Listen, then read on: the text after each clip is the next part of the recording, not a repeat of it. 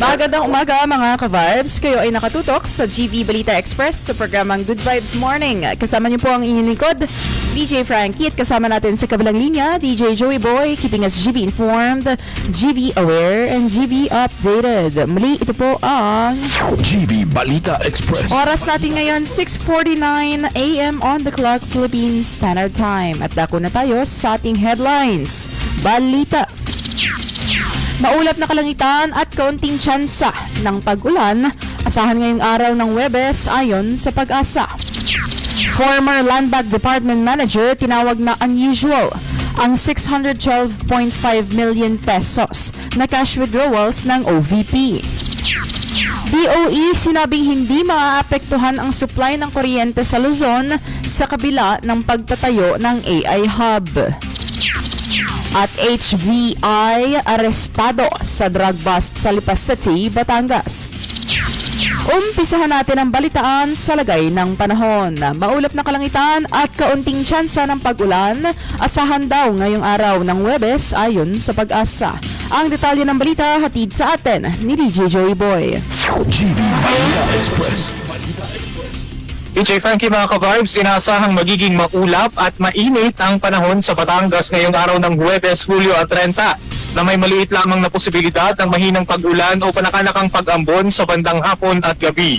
Ayon sa forecast, maaaring umabot sa 30 degrees Celsius ang pinakamataas na temperatura kapag nasa 27 degrees Celsius naman ang pinakamababa. Tinatayang nasa 10% hanggang 20% lamang ang tsansa ng pag-ulan sa maghapon, bagamat posible pa rin ang mga panandaliang light showers sa ilang lugar. Pagsapit ng gabi, mananatiling karamihan ay maulap ang kalangitan na may mababang posibilidad ng mahinang ulan o pag-ambon. Pinapayuhan pa rin ang mga residente na magdala ng payong o kapote kung lalabas, lalo na sa hapon at gabi, dahil maaaring magkaroon ng biglaang pagbabago sa lagay ng panahon. Para sa GV Balita Express, ito si DJ Joey Boy sa GV 99.9, your good vibes. At former Land Bank Department Manager, tinawag na unusual ang 612.5 million pesos na cash withdrawals ng OVP. Para sa detalye ng balita. Sa pagpapatuloy ng impeachment proceedings nitong Miyerkules, July 29, inilahad ni dating Land Bank of the Philippines Department Manager na si Violeta Constantino ang hindi karaniwang halaga ng cash withdrawal ng Office of the Vice President. Sa kalagitnaan ng pagtatanong ni Senator Judge Erwin Tulfo, ipinahayag ni Constantino na unusual ang kabuuang 612.5 million pesos na cash withdrawal para sa opisina ng Vice President na si VP Sara Duterte noong 2022 hanggang 2023. Ngunit hindi na ito nagawa pang questionin ng bangko dahil sa paunang abiso mula sa OVP.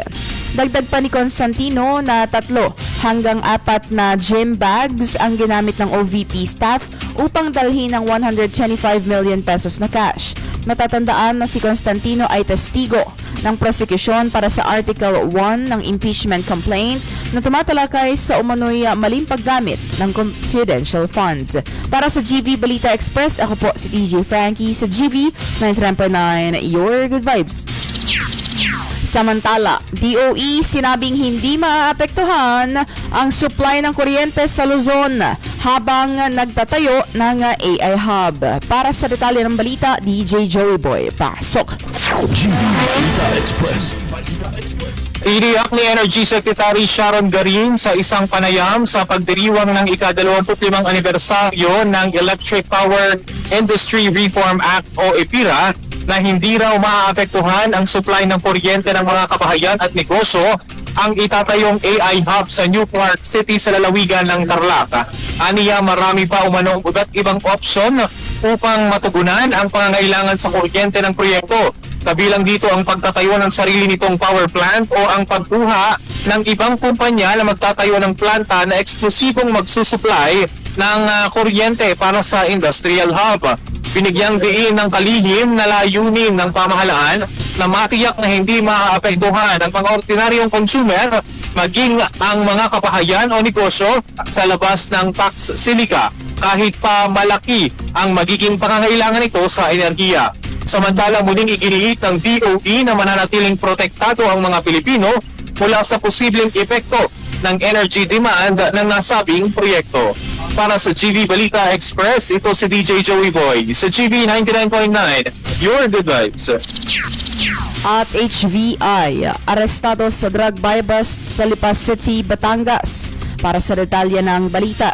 GV Balita Express. Arestado sa ikinasang buy bust operation ng pulisya ang isang hinihinalang high-value drug trafficker sa Barangay Mataas na Lupa, Lipa City, Batangas nitong Martes ng gabi. Ayon sa ulat ng Batangas Police Provincial Office o BPPO, na aresto si alias J, 24 years old, na suspect matapos nitong magbenta sa hinihinalang shabu na nagkakahalaga ng 100,000 pesos sa isang undercover police officer bandang alas 7 ng gabi. Nakumpiska mula sa suspect ang isang knot-tied plastic na naglalaman ng humigit kumulang 100 grams ng hinihinalang shabu na may tinatayang street value na 680,000 pesos. Nasamsam din sa ng otoridad ang isang hindi lisensyadong 45 caliber pistol na may 2 bala. Kinilala ng pulisya ang suspect bilang high-value individual o isang individual na pinaniniwala ang sangkot sa malawakang bentahan, pagpupondo o operasyon ng ilegal na droga. Samantala, iginiit ng Batangas Police Provincial Office Director Colonel Oliver Ebora na mananatiling mahigpit ang kampanya ng pulisya laban sa ilegal na droga at mga ipinagbabawal na armas sa lalawigan. Para sa GV Balita Express, ako po si DJ Frankie sa GV 99.9, your good vibes. At pasadahan natin mula dagdag pa sa Timog Katagalugang mga balita. Big time drug pusher arestado sa buy bus operations sa Batangas. Para sa detalye ng balita, DJ Joey Boy. GV Balita. DJ Frankie, arestado ba ang isang hinihinalang big time drug pusher at kabilang sa mga high value individual ng pulisya matapos mahuli sa isinagawang buy bus operation ng Drug Enforcement Unit at Special Operations Group ng Batangas Police bandang alas 5:15 ng hapon sa barangay Salabandos sa Ibaan, Batangas. Nakumpiska sa suspect ang isang transparent plastic na naglalaman ng mahigit 200 gramo ng hinihinalang shabu at nakakalaga ng nasa 1.3 million pesos. Napag-alaman na ilang araw munang isinailalim sa surveillance operation ng suspect bago isinagawa ang bypass operation na nagresulta naman sa pagkaka-aresto sa individual. Samantala patuloy ang isinasagawang investigasyon ng mga pulisya habang inihahanda ang mga kasong maaaring isampa laban sa suspect kaugnay ng paglabag sa Comprehensive Dangerous Drugs Act of 2002. Para sa GV Balita Express, ito si DJ Joey Boy sa GV 99.9, your good vibes. At Batangas, kinilala sa National Summit para sa pagtataguyod ng West Philippine Sea. Para sa iba pang detalye ng balita. GV Balita Sa Express. katatapos lamang na National Summit on the West Philippine Sea na may temang bayanihan para sa kanlurang dagat ng Pilipinas 2026, kinilala ang lalawigan ng Batangas sa aktibong pakikiisa at mahalagang ambag nito sa pagsusulong ng pangangalaga, pagtatanggol at pagtataguyod ng kanlurang dagat ng Pilipinas na ginanap noong July 23 sa Pangasinan.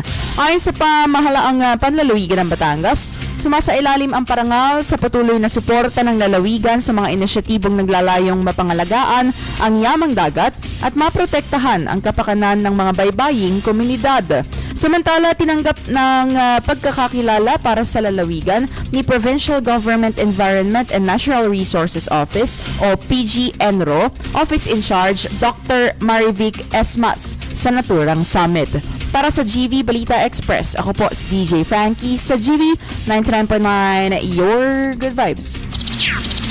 At para naman sa ating good vibes, balita, 25 na PWD sa Calatagan nakatanggap ng hearing aids sa pagdiriwang ng National Disability Rights Week. Para sa detalye ng balita, hatid sa atin, DJ Joey Boy. GV Balita Express.